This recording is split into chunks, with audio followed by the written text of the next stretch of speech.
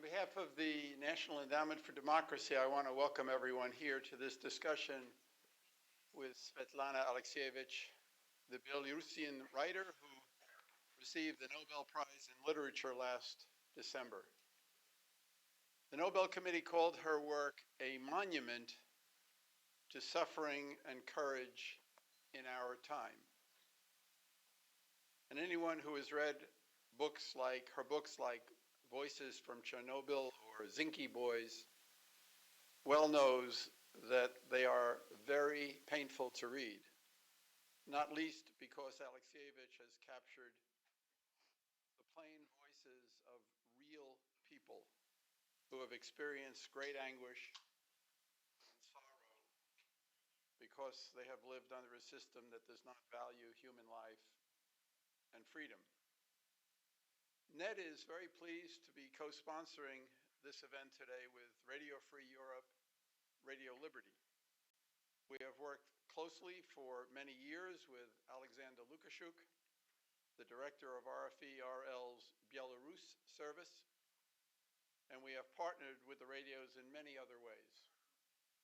With NED's support, RFE-RL has published this compilation of interviews with Svetlana in Belarusian entitled Alexievich on Liberty.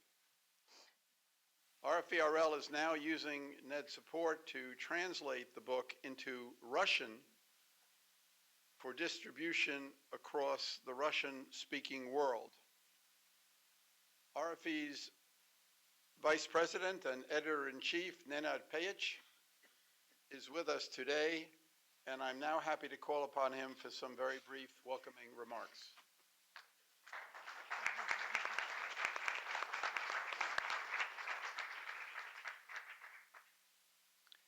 There are times in every person's life when you can do nothing to prevent the suffering of your relatives, your neighbors, those you have never met, and you cannot prevent suffering yourself. But you do not want to surrender to that feeling of helplessness. The irony is that even if you manage to do something to make difference, you cannot show this to others. You want to protect them. Being aware puts them in danger. You need to keep your struggle to yourself. You need to stay in a room behind closed doors, hiding your work out of concerns that others that are close to you will find it. But you are not afraid for yourself because you made your choice by writing your stories, Ms. Alexievich. You are aware of your destiny and you are ready to meet it.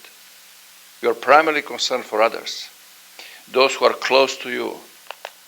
This is why you pretend to live the life of a helpless person, like everybody else. And for those who know you, who love you, and who are afraid that you will do something, you convince them that you have accepted the position of a second-hand man in a second-hand time. You make them happy by lying them. You are alone with your thoughts every minute of your life. You fight with yourself all the time. Your pain is huge. You see more than others, and consequently, your pain is stronger. I wonder, Ms. Alexievich, what makes us as human beings accept suffering as a way of life? Why would we rather suffer than protest and end suffering? What is it about your past, your Soviet and my Yugoslav, and the illusions we might have had? Is it the shame we may feel at having had illusions at all? Much has changed in 30 years, but look at what happened just 2 months ago when Panama Papers were published. In one of RFE-RL video, which we posted to social media, of course, we compared two very different reactions to the revelations in those documents. In the capital of Iceland, thousands of people went on the streets to demand resignation of the prime minister. Do you know how many Moscow citizens came out to the protest? 1. Just one young and brave lady was on the square holding a sign with 3 words, Putin offshore impeachment. So your history of the soul is back. Your second-hand time is back. It may be packaged differently, but the principles remain the same.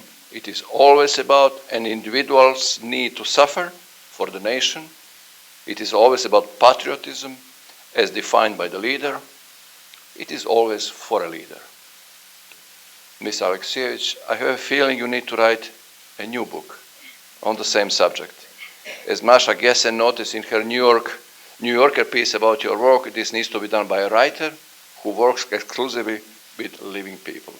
I'm honored to be editor-in-chief and vice president of Radio Free Radio Liberty, a company that has always been with you when your work was not as visible, when your life was not as pleasant, and when your future was murky. I'm doubly honored to be here with you today for this discussion about the courage necessary to face the world as it was, and I'm afraid as it is. Thank you.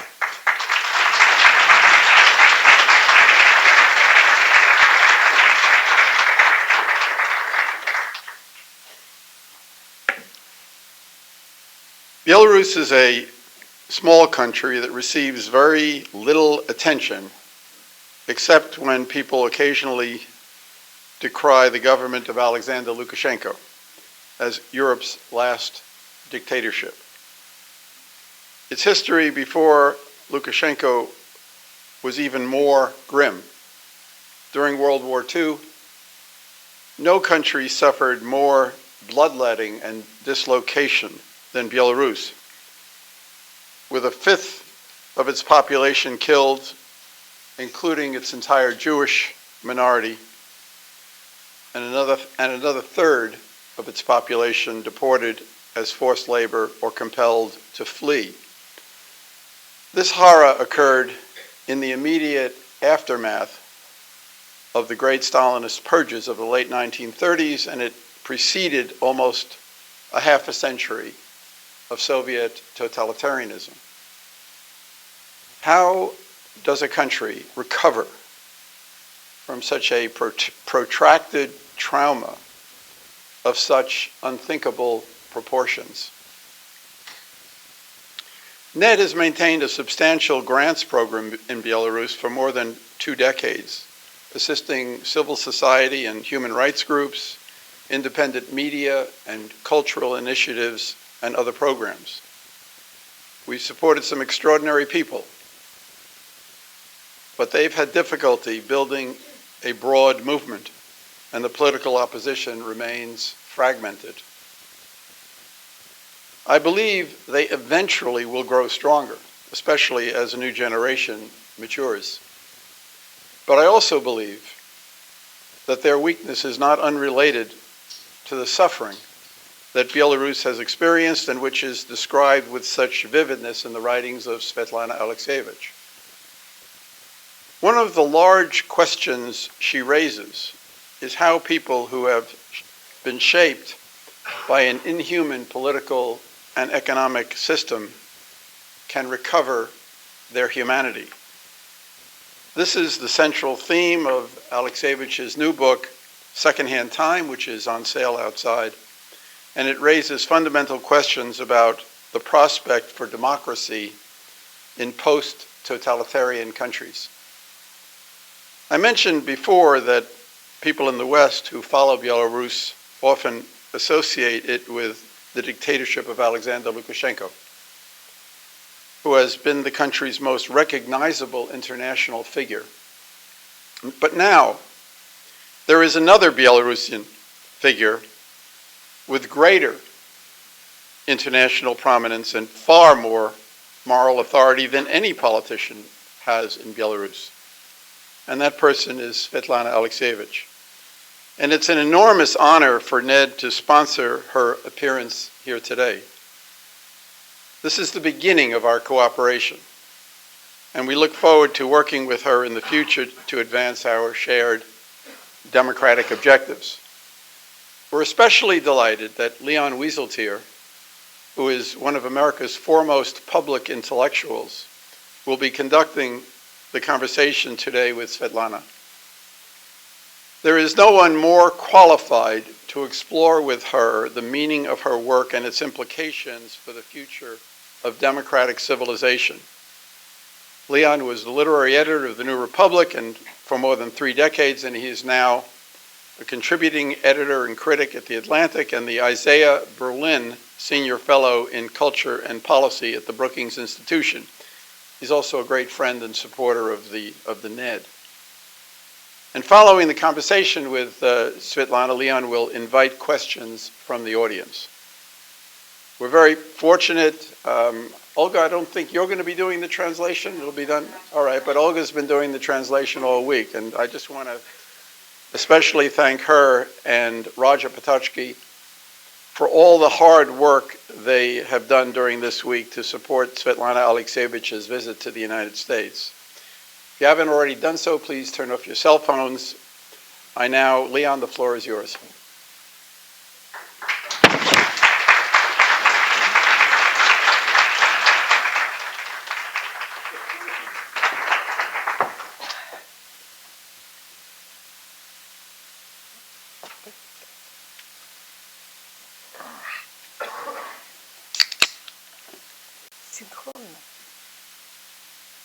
Can you hear? Good afternoon. It is a great honor and pleasure to be here with my new friend and comrade, Svetlana Alexievich. I don't know how many of you have read this book. I certainly didn't read it until it came out in English, which was about 10 minutes ago. And I must say it is a masterpiece.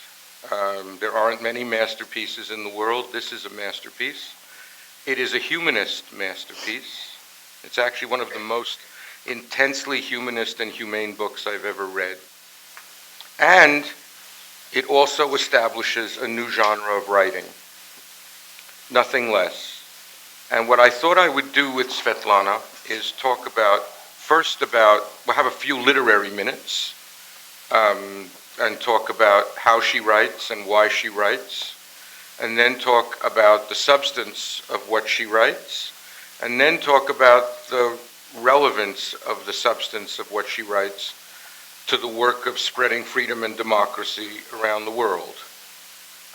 Because there are enormous implications in this book for people who wish to understand how freedom is actually experienced or not experienced by actually existing people. Democratizers are, idealists of all people have a special obligation to be realistic. Realists, they always err on that side, but idealists who are not realistic about the world are either fools or very dangerous people. And people who are working in the cause of democracy,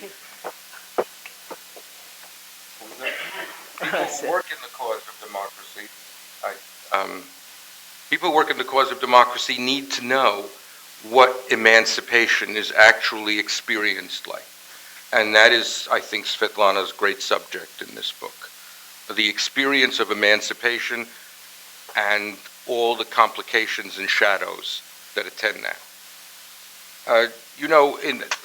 Svetlana, in the 20th century, there were many writers who came to recognize and to announce that modern experience was so extreme and so horrific that fiction, that art couldn't catch up with it, that somehow the imagination could never produce anything as extraordinary and as extreme as the facts. But many of those people went on to continue writing literature in the old way nonetheless. You write literature that is deeply dissatisfied with literature itself. You have a view, a very interesting view, which is that, as you once put it, that art has failed to understand many things, and that something more than art, or a new kind of art with a new kind of relationship to the facts, needs to be created. And you set about to do this. In your Nobel lecture, you quoted a charming sentence by Flaubert, in which he said that I am a human pen. And then you said that you are a human ear. And one of the things you've done in this book is given an example of the high art of listening to people. And so I wonder if you could talk a little bit about the methods of your work and about where you think your work fits into the literary tradition.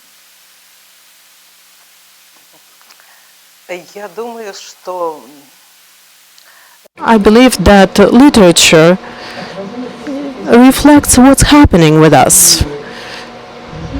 Our life, the life that is becoming faster and faster and is becoming very intense and concentrated.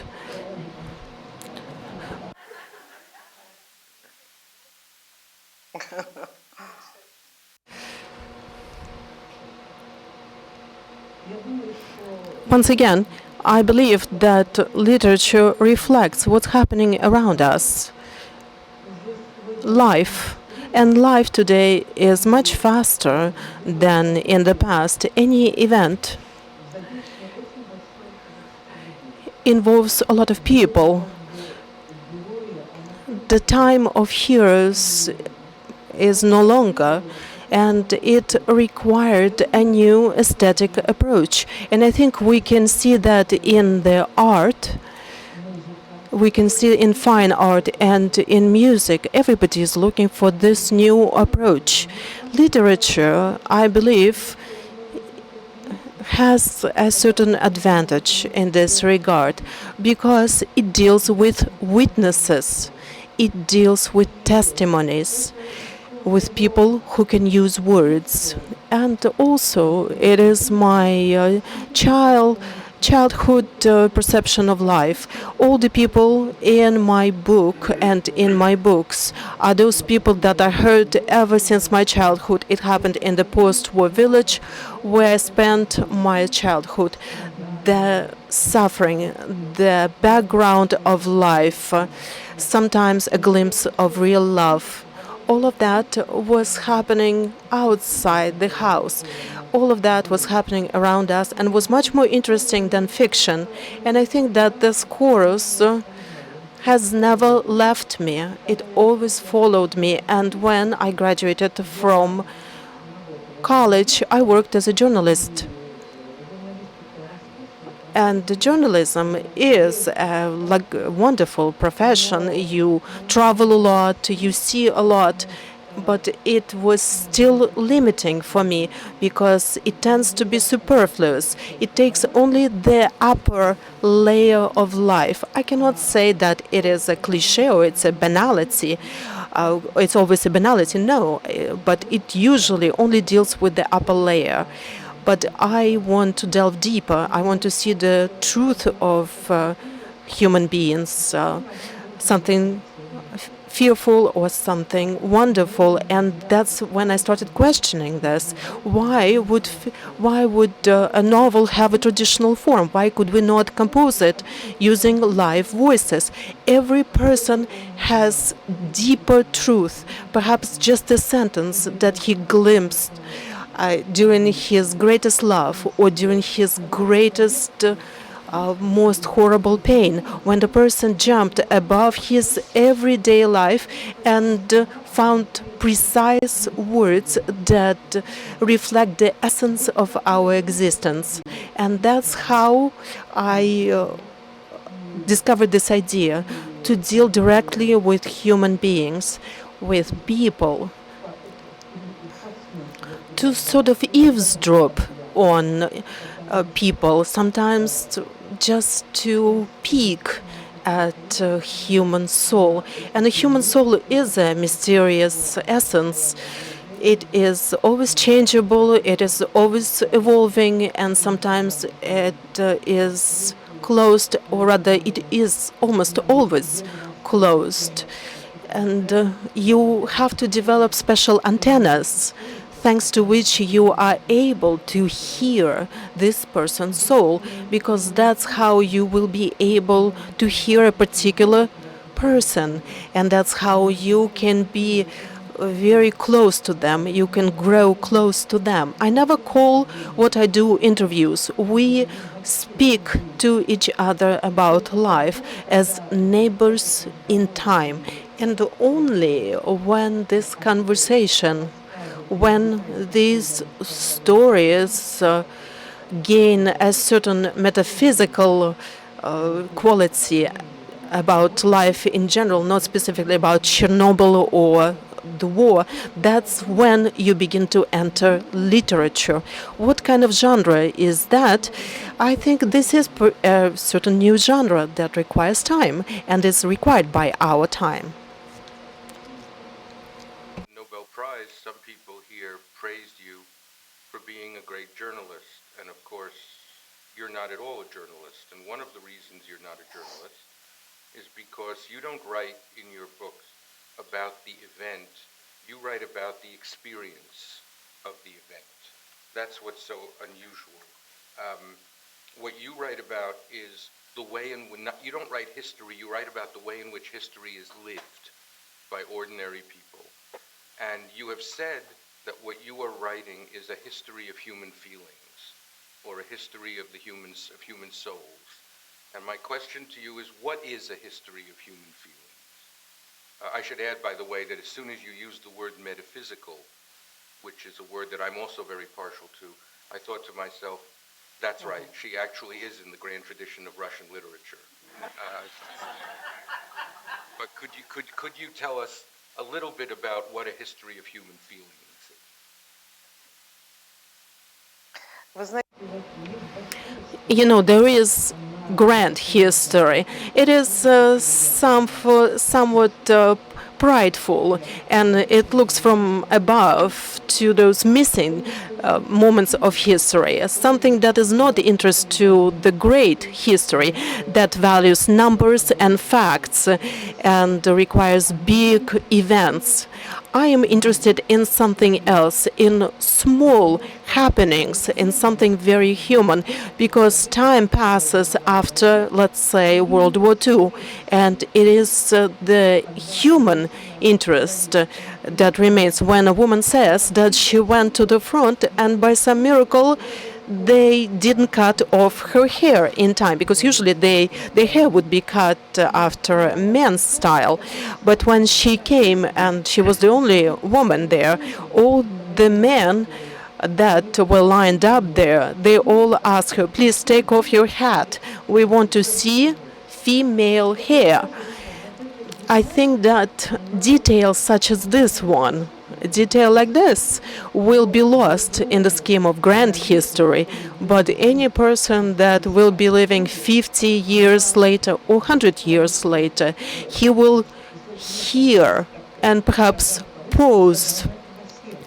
It will give him a tremble of the heart, using our Russian expression, because he will have a glimpse of a mystery of life. And through that mystery, like through a keyhole, he will see the bigger scheme of things, our true humanity. Sometimes I come to people and ask questions like this. Another person, I was asking another woman, what did you bring with you when you went to the front? She said, I bought chocolate bonbons. I came to the front with a whole suitcase filled with chocolates. I spent my whole monthly salary. And through that, you see what kind of people that participated in war. It wasn't a war that the Germans presented as cruel hermaphrodites. They were normal women who had motherland, who had their own humanity, who managed to sacrifice themselves, who were capable of this sacrifice. I collect these moments. I'm not a writer who writes about catastrophes. I do not collect catastrophes. I collect glimpses of human spirit, his or her journey, ascending as a spiritual being or descending as an animal being. Sometimes you switch on a television and you're unable to finish the cup of coffee because you see some tragedy unfolding. But the very human spirit, it is a thing of wonder. We are, of course, becoming more rational, more cynical. We are managing to compartmentalize and to distance ourselves from the evil that takes place around us every day. But these moments, they strip the curtain away, and suddenly you see that evil is not some monster hiding behind a closed door. It is something that is present around you all the time, and you are facing a choice every moment of your life, whether you will choose the animal in you or a spiritual being in you. And here's what I'm talking about small things that with time do not become smaller, rather they become larger. We are no longer interested how many echelons were exploded during World War II. Only a historian would be interested in this number. But this young girl with a suitcase filled with chocolate bonbons allows us to see ourselves, our history, and human world differently. Your book is a series, a great collage of conversations.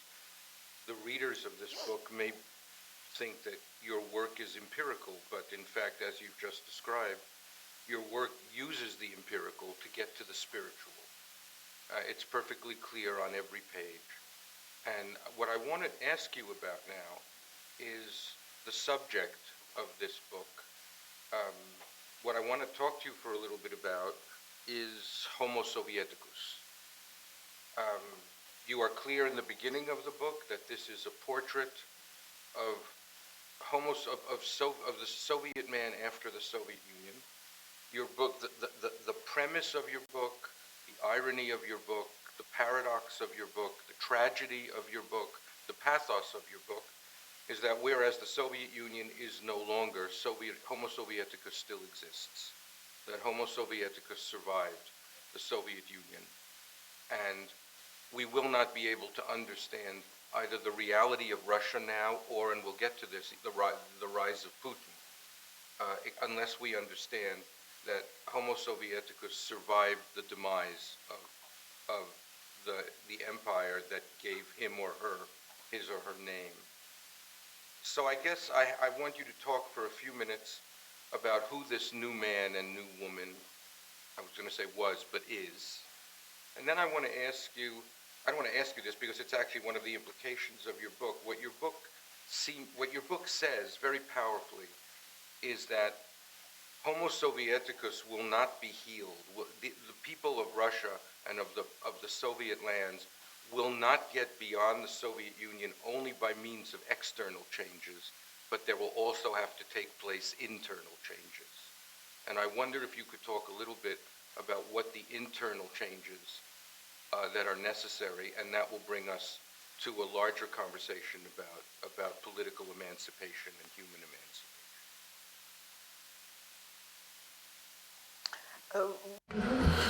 You know, over the 30 years I've been writing this, as I call, a red cycle of 5 books of the Homo Sovieticus, of the Soviet man. First I was, of course I am a different generation. I'm not the war generation, I'm the next generation. I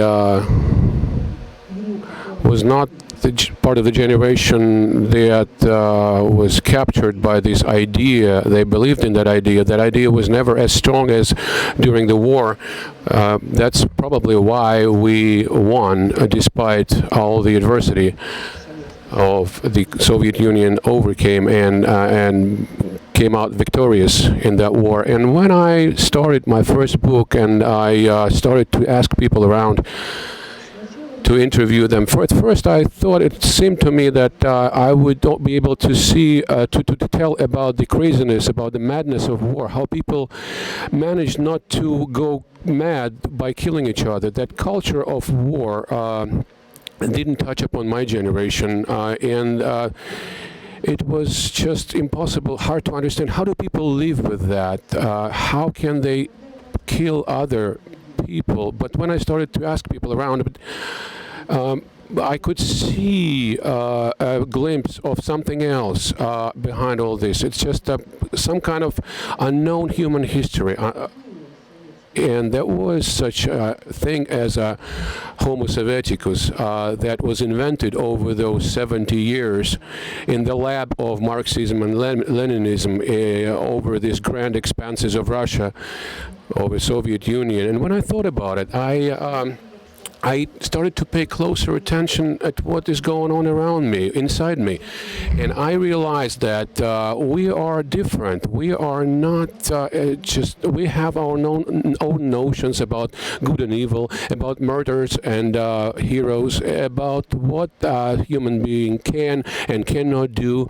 And for some reason, it's normal to consider that you can kill another person just for an idea, or, put him in jail or something. And I started to ask people around about this as well, so that I started to study, to understand who we are. And it just happens that over these 30 years, I passed through all these major stages in our history: Second World War, Afghan War, Chernobyl incident, and that is the breakup of this huge empire. And I can tell you that most likely, and probably I am one of those Soviets, and I managed, and it took me a while to exhaust this Homo Sovieticus, to get rid of this in me, because my father was for 90 years a communist, and that's what he taught, that's what he supported, the ideas, even after the restructuring, perestroika. And it didn't mean that everything changed overnight. There were still Soviet teachers, Soviet textbooks, and a lot of things Soviet. And whenever we would argue, I would argue with my father, even for that perestroika period, he found an explanation. He said that we just have to improve socialism, because Stalin betrayed socialism and we have to improve it. And I would say a lot of people thought the same way back then, and I can tell about myself that I didn't like capitalism. I still don't like it too much, because I could not. It would hurt me to see the my poor teacher, when I saw how miserable she was, how she struggled to meet ends meet just to survive. And that was awful. That was terrible to see this. And I just recently, just not so long ago, we were all equal. And all of a sudden, it was this situation. It was very hard to see, but I became free, quote unquote, in Afghanistan when I overcame a great shock when I entered a hospital together with our medical people and with our doctors, and I saw the injured soldiers and somehow injured Afghans, and they were just older men and women and children. That turned out that a lot of civilians were being killed under the Soviet artillery. And I saw these older people, children without arms, without legs. It was a great shock. And I realized when I see children in front of you and they tell you, look, this is what your Russians did, this is what your Soviets did, Shuravi, as they called us. It was such a powerful shock that I remember when I came back home, I said, I told my dad, you know, I tell you the truth. We are killers. We are killing over there innocent people. And my dad didn't have anything to say against that. He couldn't argue against that. He couldn't defend his old life. And he just cried out. He just cried. And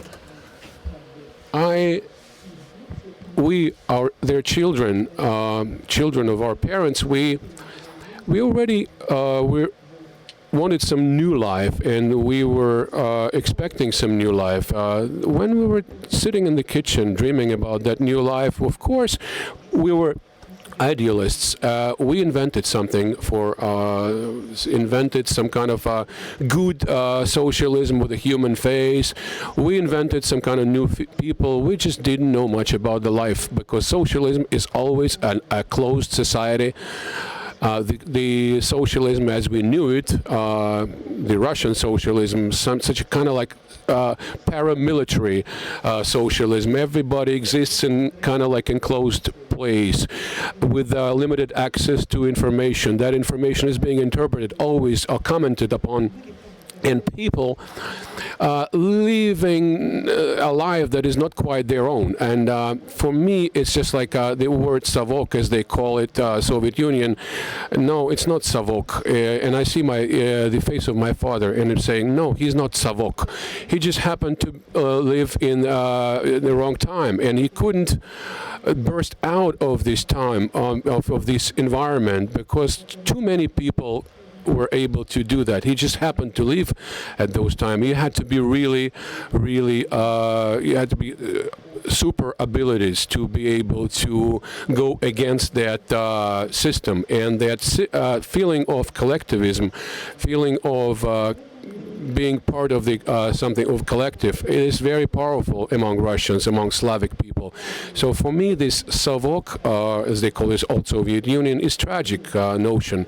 And in my book, reflected whenever I would talk to people, and I was quite frank with them, sincere, otherwise they wouldn't tell me what they told me. And I told them that I am a participant, I am also part of it. And I told her how I was able to overcome all this. They started to think, and a lot of people, especially communists, would tell me, you cannot write about everything. You cannot write about our truth. I said, no, I will give everybody a chance to tell his own truth in order to put together this image of the whole time in its entirety. And if I just record the events, or for example, like Democrats or liberals, in not a writer, but for whom both the executioner and the victim are both interesting to study, then my book would not be entirely true. It would be a truth of certain time, of certain party, but it wouldn't be the truth that we have been lived, all of us have lived through over the 70 years. That's why in my book, as Dostoevsky taught, everybody is crying his own truth. And out of all this huge melting Russian pot, something emerges that scares. Why does it scare? Because of course, romantically, we all thought that, of course, the communists will go and we will be free. We will leave this camp and the gates will close behind us and we will be free. This freedom turned out to be something unfamiliar to us.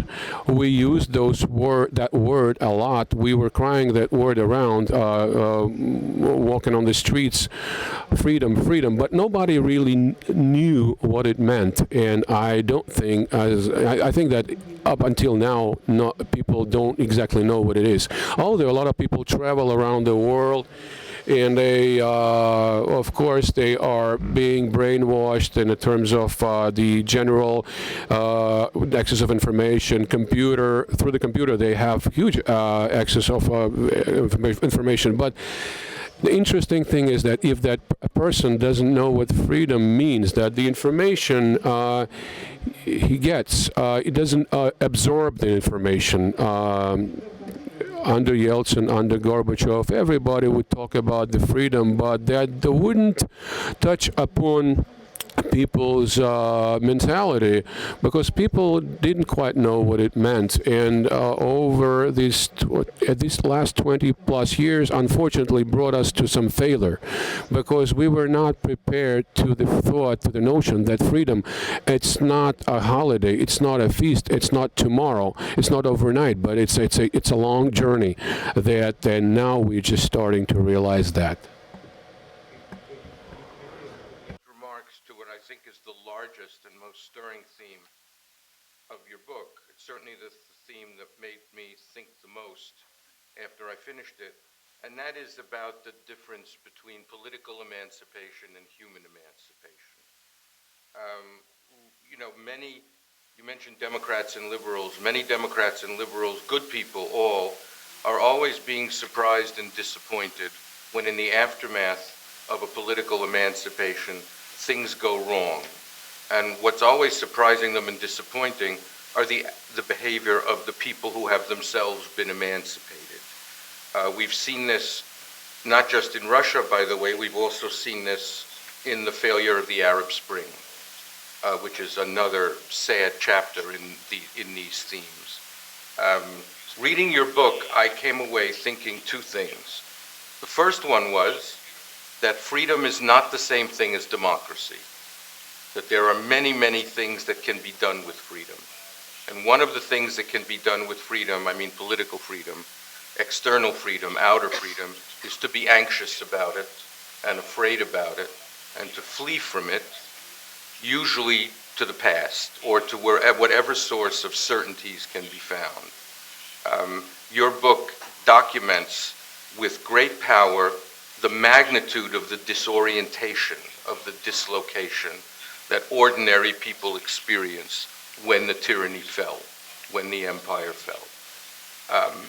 And by doing so, it reminds us that when you emancipate a society, you emancipate the actually existing people in it. You don't imagine, it is not the case that under dictatorship, everybody is ready to carry the flag of freedom forward, and as soon as the tyrant falls, everybody is switched into being perfect Democrats. That's never how it happens. And often what happens is that emancipated people carry their unemancipated selves into the new reality. We talked about this earlier. In my tradition, in the Jewish tradition, the most dramatic illustration of this problem actually is the book of Exodus, is in the Bible. When you study the story of the Exodus from Egypt, and then the behavior of the liberated Israelites, you see that even though they have been redeemed from slavery, mentally, spiritually, psychologically, in many ways they are still slaves. And the frustrations that their leadership means here, and I know in Washington we have to refer to God as leadership. It's but the frustration that their leadership feels is that these people refuse to behave like free people. They are still behaving like people who have been infantilized by a dictator, by slavery. And it was a long process. It was a long process before slaves could become free, even though they lived in circumstances of external freedom, even though they were. And so your book is an epic of the actually existing people in the experience of emancipation. It's an epic of that. And the sadness in the book is owed to your portrait of the persistence of the tyranny, the afterlife of the tyranny, the posthumous life of the tyranny in the souls of the individuals who have now been freed from it. So perhaps you could talk a little bit about this at that level.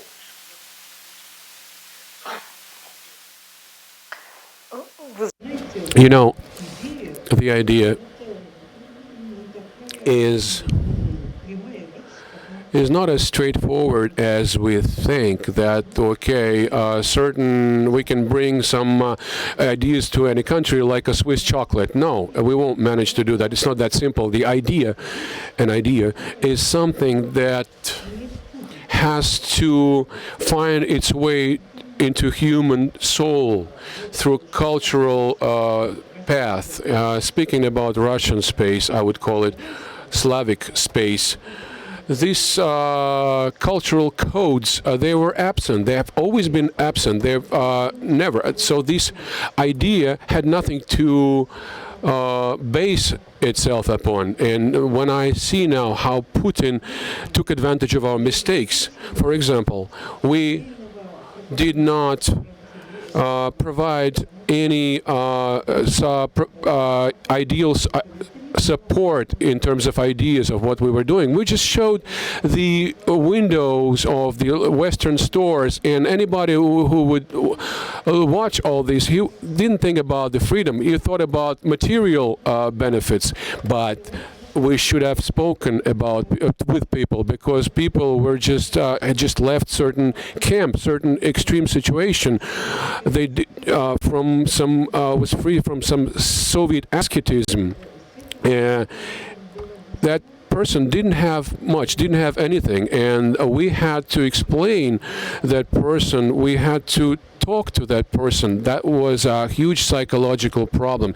People were owned to their own devices, and they were lost. They were at a loss, and basically we didn't have people who could tell them about this, because ourselves, when we went out to the streets, we just we started to say something, but people were not interested. Back in our kitchens, when we spoke to each other about freedom, about our future, we liked each other, we liked what we were saying.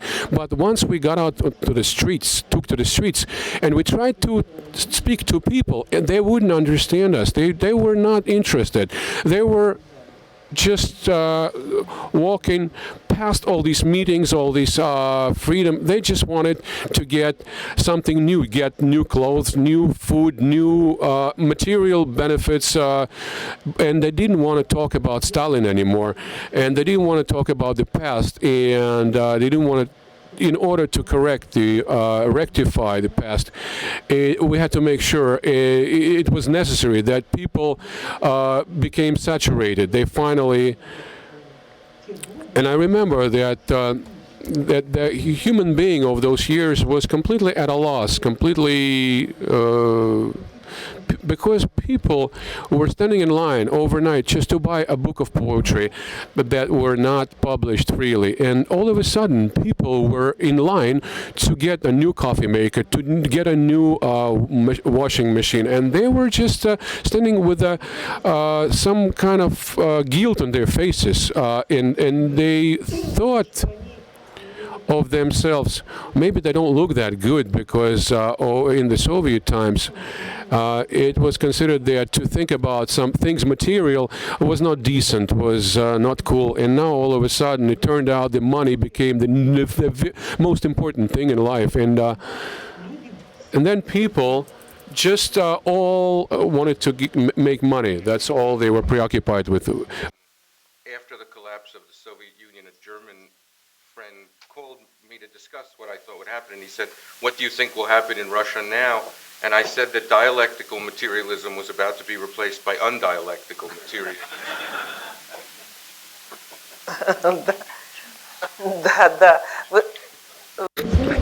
Yes, I agree exactly. What I can say that everybody was trying to sell something.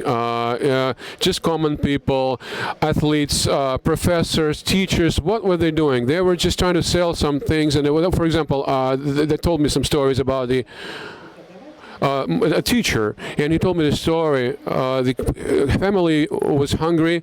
He didn't have enough money. He went to Moscow. He bought something over there, then he went to Poland, he bought something there, came back and sold something. So the way he was trying to sell it, he would put out this merchandise, and he was hiding himself behind the tree so that nobody could see him. And a customer would come and look at the things, and then he would get out of from behind the tree. And I asked him why. In Warsaw, I could stand at this marketplace, but in Minsk, where I worked, I just couldn't do that. It was a shame. So you understand. A person could think a lot of things through. He had to learn a lot of things. He had to adjust, to find out, to get to know how other people live, how people live in. Some people did not read Solzhenitsyn's books. People were reading business books, and I was very surprised when I would come to people that they had English textbooks, business textbooks on their table, but not books by Shalamov, by Solzhenitsyn, just like we thought. We thought that now the nation, the people would be reading those kinds of books. No, it's not. It never happened. It's not what happened. And when that human being, that person, thought everything out, we missed some time, because the most organized part of the society was the thugs, the mafia, and the bureaucrats. The bureaucrats had the power, and the mafia had the knowledge about the human nature, and they knew more about the human nature than us. Of course, they got busy to divide Russia between themselves, and the next thing we knew, Russia was already divided, and a common person was left with nothing. And of course, they blamed Democrats in the end, because they thought we missed our chance, and that failure of democracy was considered our failure, that it's our fault. And of course, there is a certain truth to that. We didn't have much to say to people, to offer to people in terms of ideas. We didn't have such people as Michnik and Balcerowicz in Poland, such people as Gaidar, who tried to do something, but he only had a chance, only had a couple of months, and then still communist sentiment was still strong, and it was extremely difficult for those people who just lived is equal, and all of a sudden some young person, some young guy pulls over with some luxury car. Of course, it was beyond some people's understanding, and yes, that belief that we had during 90s, when people were enthusiastic, when people were exciting. I don't think we will see the same thing anytime soon in our space, in our Russian or Slavic space. That democracy has not just economic and political foundations, but also spiritual foundations, and that the highest expression of personal freedom, and this applies to the way we live here in this country too, is not shopping. It's not shopping.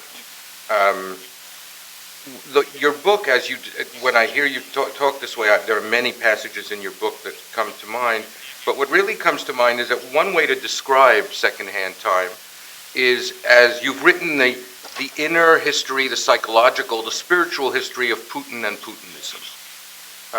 That this book explained Putin to me better than anything I'd read. And I wonder if we can descend from the heights of metaphysics to the very low but necessary discussion of politics. At one point you had a striking phrase. You spoke about what you called the Russia of Beria, Stalin, and Putin, which is rather a forthright description. And you even have said that there is a little bit of Putin in every Russian. And I wonder if you could describe how you regard Putinism, not as we see it, not externally in terms of his policies, but what is the Putinism that animates Putin, that animates his mind or his soul, and that animates millions of Russians with him? How do we understand Putinism in the way that you understand these phenomena? You understand, you see, Putinism, it's an imperial feeling, that it's a sentiment that Russia is a great country. This is something that is embedded in every Russian, and this long humiliation, what they think that Russian has been humiliated for such a long time, especially after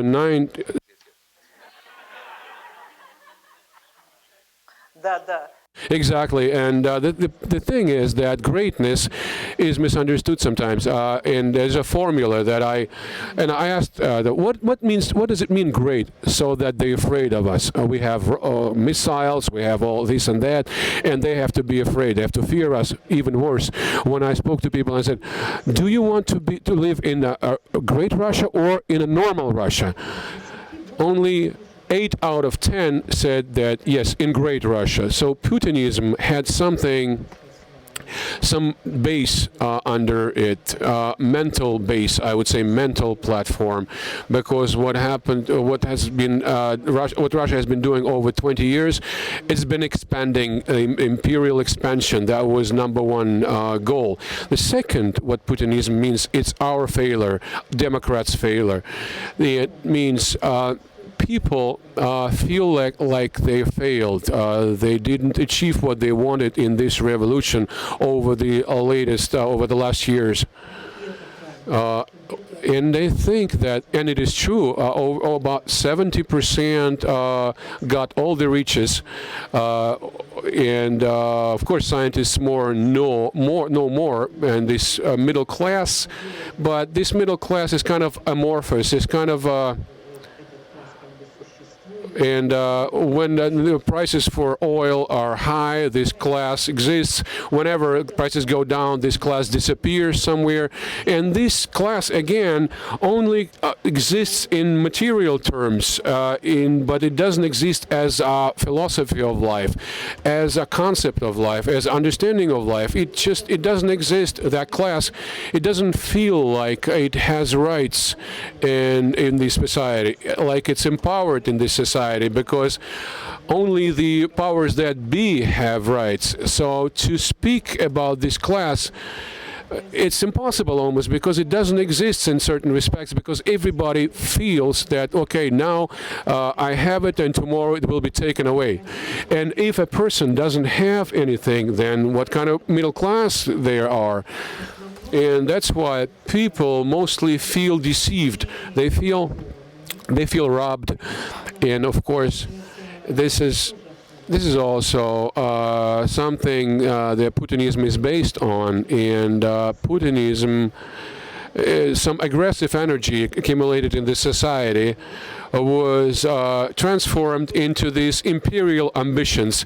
It kind of sucked out this energy and put it into some familiar notion. Okay, we are great, but we've been accumulated. We are a fortress under siege, and there are enemies all around us. And Deripaska, Andramovich, and other tycoons, they are at war with America, the Far East, and some people write on the monument of Solzhenitsyn, a traitor. Why is a traitor? Because we lost our great Russia because of him.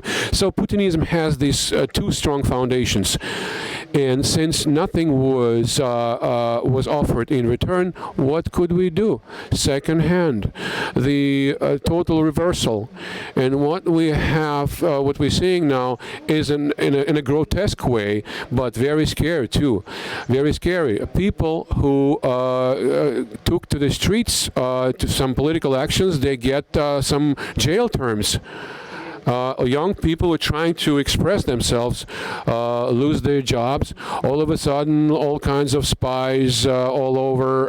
When I read that some sailor in some military warship was convicted for spying. I couldn't understand what kind of secret could he give away, that simple sailor. And this is kind of hysteria that is going on. In order to exist under these conditions, of mental war, this has to be this hysteria. This is kind of like political classics. The Nobel Prize, as Carl said, have now given you a great moral authority, not just in your region, but elsewhere. When you won the prize, you were attacked for the prize in the same way that Pasternak and Solzhenitsyn and Brodsky were attacked for their prizes, even by some of the same damn newspapers. I wonder, my question to you is, I know that I think it was in 2000 you helped to start something called Helsinki 21 in Belarus. And I want to ask you, is it your intention to use your moral authority to intervene in some ways against the forces of repression in Belarus and in Russia? And if so, you have to tell us when we all have to come to Minsk.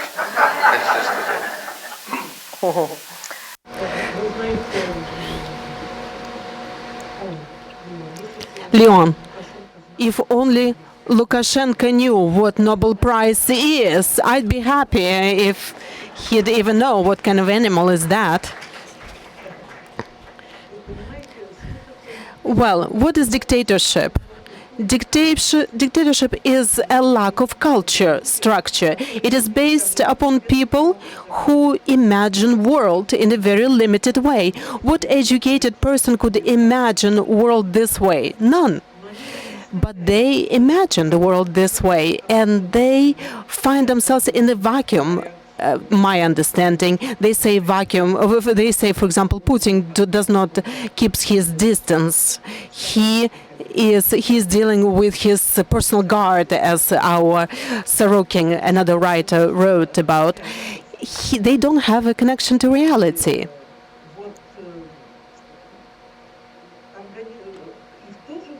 At the same time, is just like Marcus. The old man has long been mad. At the same time, everybody is afraid of him. He's a tyrant, and that wheel continues to spin. The same situation.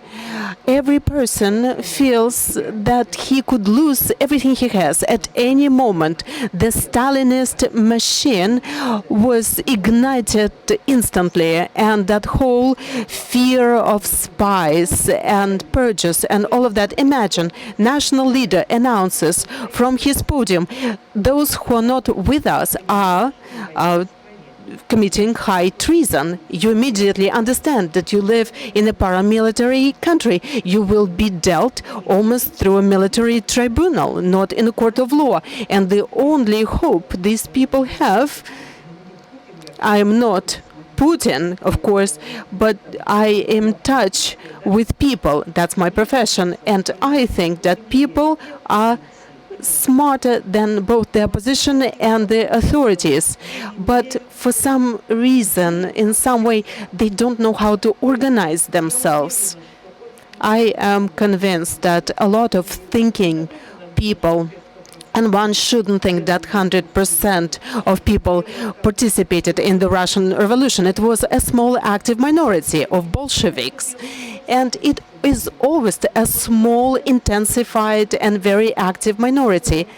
But right now, either we haven't reached a critical mass as of yet, or perhaps we're lacking something else. But as of now, every person feels helplessness. Personal helplessness, and every person is in a waiting mode. I don't know what they're waiting for the Third World War or for another revolution. Hard to understand. In any case, I told you that all my friends read books from the 30s in Germany, and also years immediately preceding the Russian Revolution.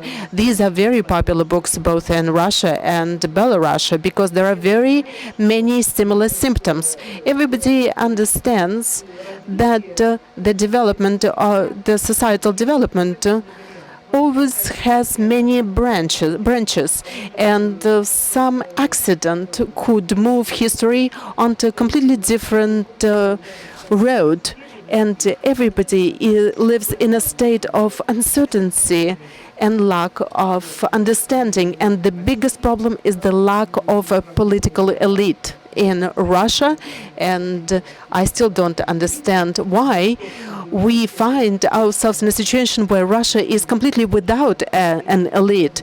But it is definitely true in Belarus. On one hand, it was eradicated by Stalin, and then Hitler finished the job during World War II by eradicating, demolishing Jewish population.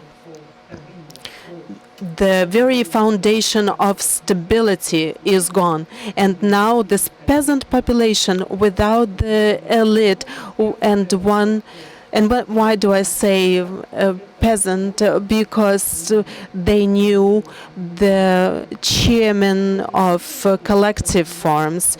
They knew this level, but nothing else. And the only problem is we cannot stop the time.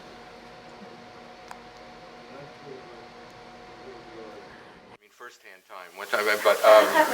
But I know there are people here. There are many people here who want to ask some questions. I think. How are we going to do this? Is there a microphone? Is there a? Yeah. Okay. All right. I will assert my ugly dictatorial prerogative and pick. How much time do we have? 30 minutes. 30 minutes. Wonderful. Громко, чтобы ему не мешать.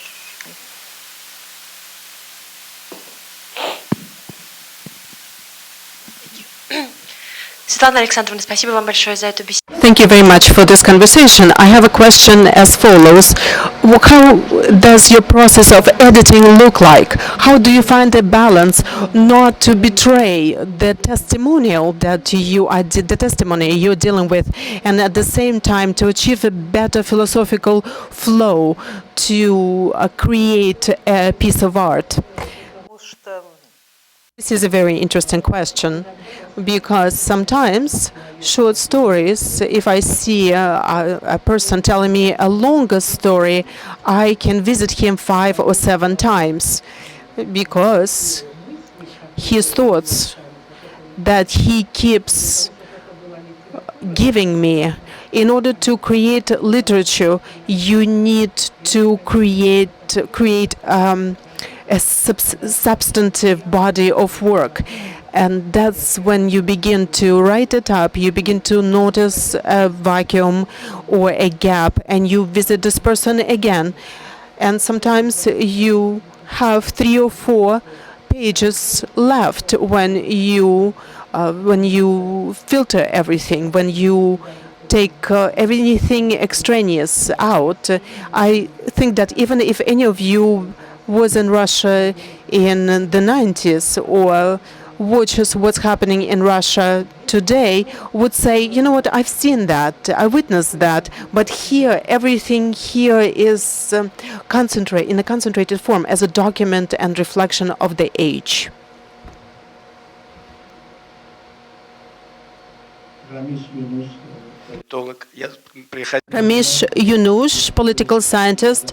When I was coming here, I was prepared to ask you in English, but I just heard your speech. I heard you, and I was preparing a completely different question. Therefore, I wanted to introduce myself. As I said, I am a former manager in Azerbaijan, former bureaucrat, and former member of the parliament there. I came here to thank you personally for political support to political prisoners in Azerbaijan, for your moral support to my family, Arif and Yunus and Khadiji Ismail, journalist and my close friend, who, thank God, is now free. Thank you from personal point of view. Thank you from the heart. But now I have a different question for you. When you started talking about that time after 1991, how we lost, I was a member of the government. I worked with Nemtsov and Gaidai. I was their friend, and I even was in Gaidai's home. I am one of the witnesses, perhaps participants. Many people think about it, and it's wonderful when there is somebody at your level who is voicing what is happening with us. One thing is when the same thoughts are expressed by political scientists. Another approach is with this information coming through a person who lived through this whole age and through all of that. Now, a slightly different question. What do you think about your novel? I am one of your readers, so that you know, a war's unwomanly face is dedicated to World War II. Why do you think Putin's Russia, the last 15 years, is using the topic of World War II as an ideological argument in their ideological standoff with their former ally, the United States, or another ally, Europe? That's my first question. And the second, and another novel, Last Witness, is also dedicated to World War II. For you personally, what is the topic of this war? Why do you pay such a close attention to this catastrophe. Thank you once again. I think that everything is spinning around this victory, the history of our country, the history of this idea. If you take away the victory, what will we have left on our hands? Just the Gulag. But victory washes clean all our problems. You know that there was a law adopted, almost a criminal sanction, if you are revisiting and re-examining Stalinist commentary of war, the greatest victory, so to speak. When I was writing these first few books, I wanted to gain better understanding why that idea had such a powerful sway. The children of first revolutionaries won that war. And then I was against the fact that victory is such a beautiful thing. If a person has a gun in his hands, he's not doing anything beautiful. For a modern man or a woman, it is absolutely obvious. We are forced for 50 years to share in these prejudices of the century, the prejudices of war, and it's a completely different time. We are revisiting these events differently, and yet we are brought back forcefully again and again. We are told that we have to live according to the laws of that time, that past. And if you take victory, you expunge it from Soviet history. If you stop saying that the victory was beautiful and glorified, then the Soviet idea is left bankrupt. It is completely naked. It has no foundation. I don't know for how long we will continue seeing those parades and other manifestations, probably for a while yet, until Homo Sopheticus is at the wheel, because Putin is one of my heroes. He is just slightly at a different level, but his mindset, his thinking is completely the same. He is a true Soviet man.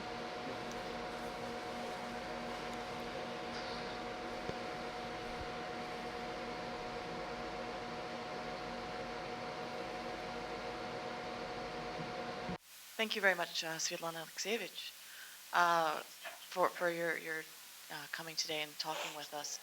My question is about the difference of generations.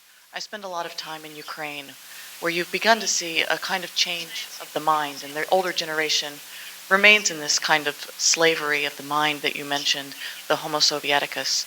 But you see in a new generation people who are beginning to embrace the kind of freedom that might be available for them. So I wanted to ask you about your opinions on if such a change is possible, slowly through generations, or if it's something that has to come only through revolution. Thank you.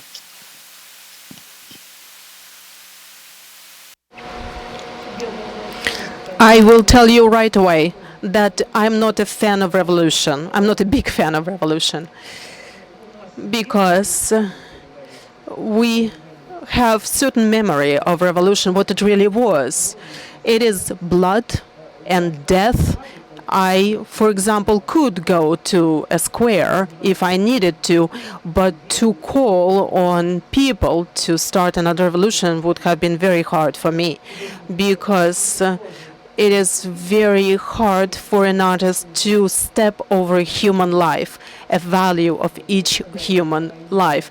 When I was witnessing the war in Afghanistan, when I went there, the boys would ask me, why don't you take a gun in your hands and shoot several times? I couldn't even touch it, because I felt that that's how I could violate my right and ability to understand the reality objectively.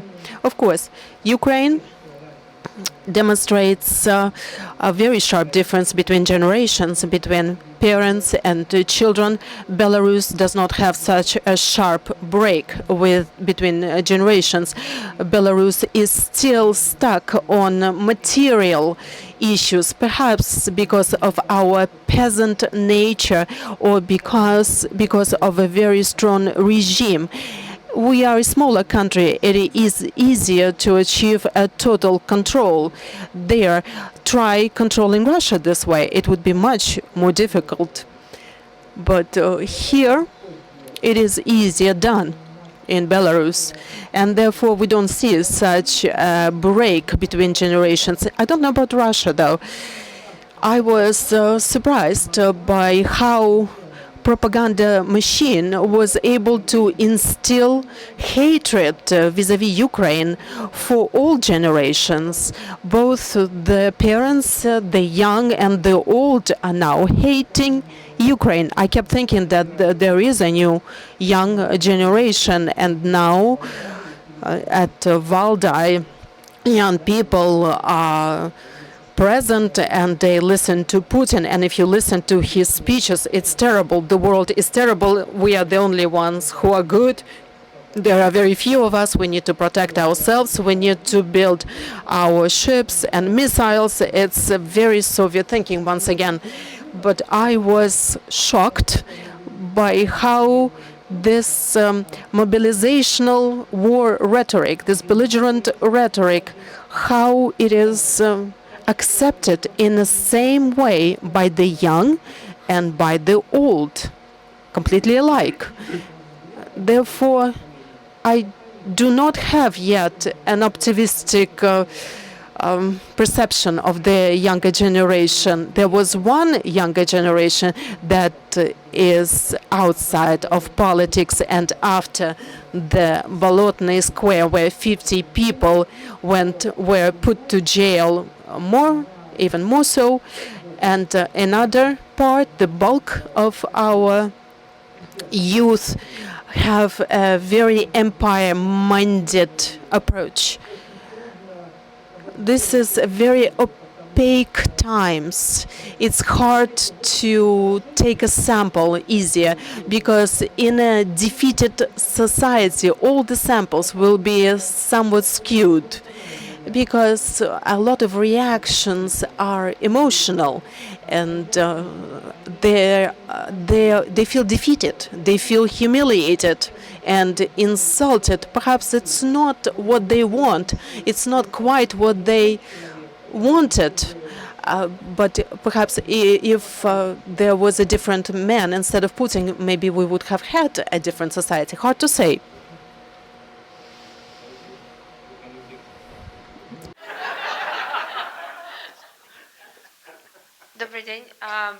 Good afternoon. Thank you very much for being here. I have a question. I am from Belarus, and it's very interesting for me whether you consider yourself a political figurehead, a political actor in a post-Soviet space. Честно вам говоря, я не хотела быть бы политической фигурой. Я хотела быть бы писателем. Но у нас такая жизнь, что я все время оказываюсь на баррикаде. Потому что как бы нечестно вот сидеть там и только писать. Because it is simply not honest to simply sit and write. And I constantly find myself on top of a barricade. And when you just sit and write, you begin to feel that you are needed, because in our country, a writer is always more than just a writer. You feel duty-bound to participate in some events. But I'm always scared of barricades. Barricades are bad places for an artist. You don't see multifaceted world. Instead, you see a target in front of you. And I'm always scared of such binary choices. Somebody in front of me?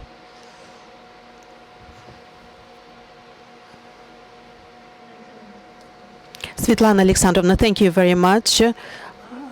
I was press secretary of Navalny, and I went to the Bolotny Square And I want to say that we are not completely apolitical, and a lot of people are in jail. But that's not what my question is about. My question is about the conversation with people. As an artist, you simply said that you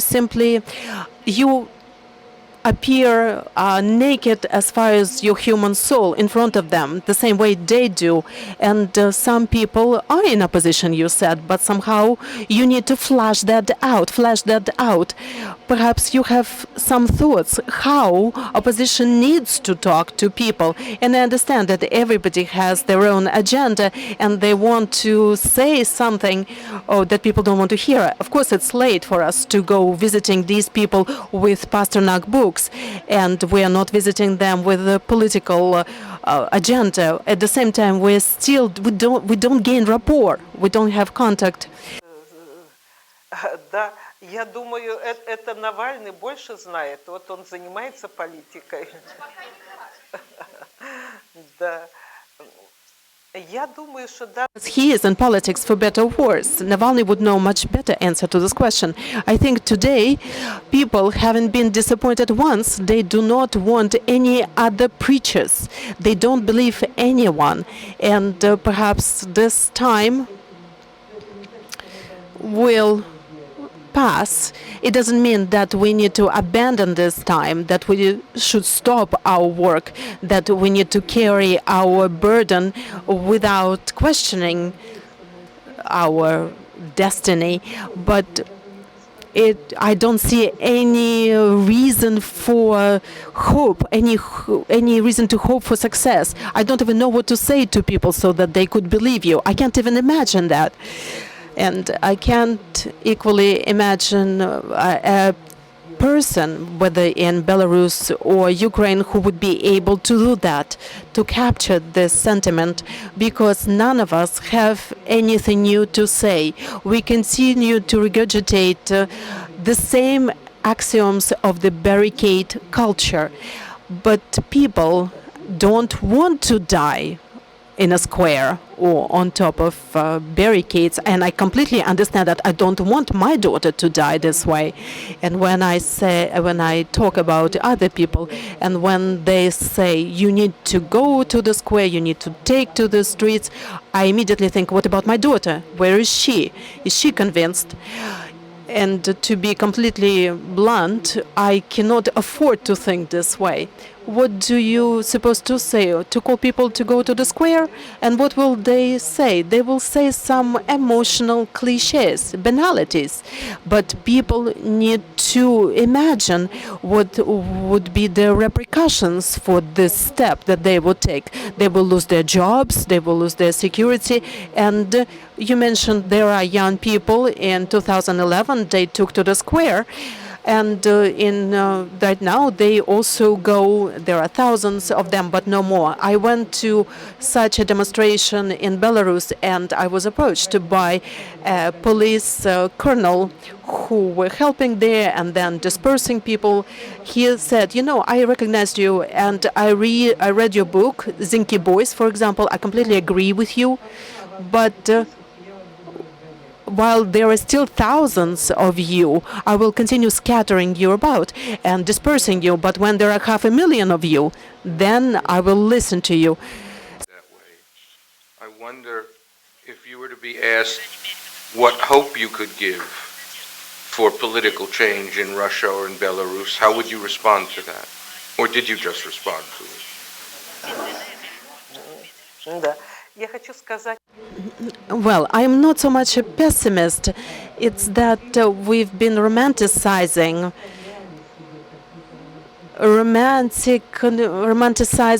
notions of revolution and freedom for so long, romanticizing democracy, that it would be criminal to repeat the same notions. Now we have to understand what we're dealing with, what kind of people, what kind of us, how much time we need. I was in England a month ago. Khodorkovsky and I spoke about it, and he said no earlier than 2028. That was his prognosis. I don't know whether he is a politician or whether he wants to become one. It seems so. He said we need to prepare a new kind of person because a new age is upon us. We shouldn't be caught empty-handed without people and without right ideas. I think perhaps this is the most realistic approach. Ma'am?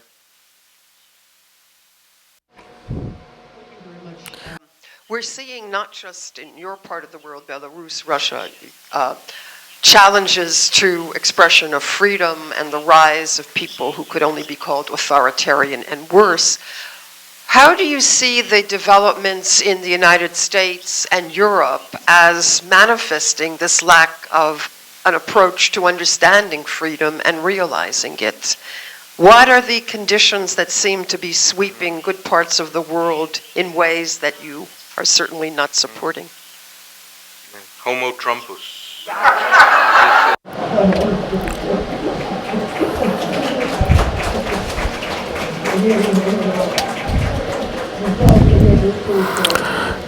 It's, I didn't quite get what you said. Да. Я хочу Не слышно отсюда. сказать, What I want to say is that your new political leaders, political figures, amaze us, to say the least.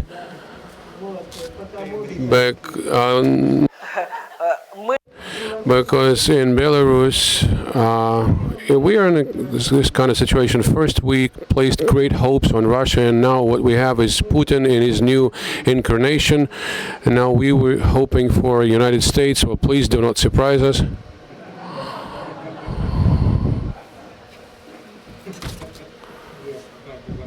У нас есть еще один. Thank you so much for all the wisdom you've imparted today. Just a brief question. Do you think also that part of Putin's ideology being based on the Russian Orthodox Church, people don't believe in that either, or what?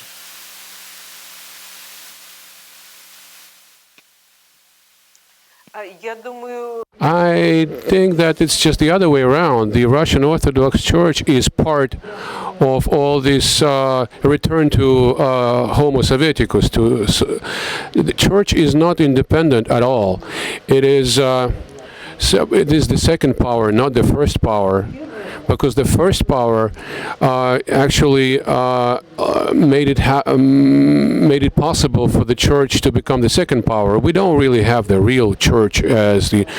Speaking about its influence, we can always say that it just propagates the views of and the influence of the powers that be, of the authorities, and it manages. It succeeds to do that because those Orthodox traditions, they're still very strong among the people, and people don't see any alternatives. That's all they see. The Orthodox values. They go to church.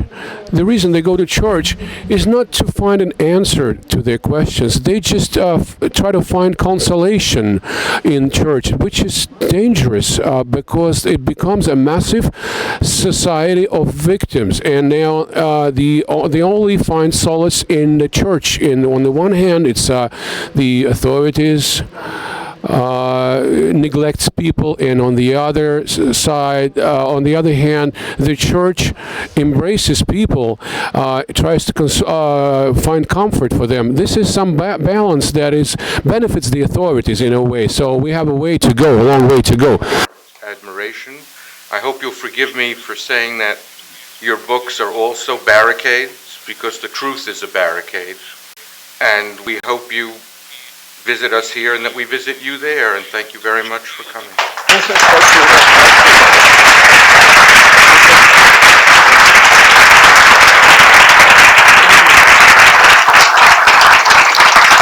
Оля,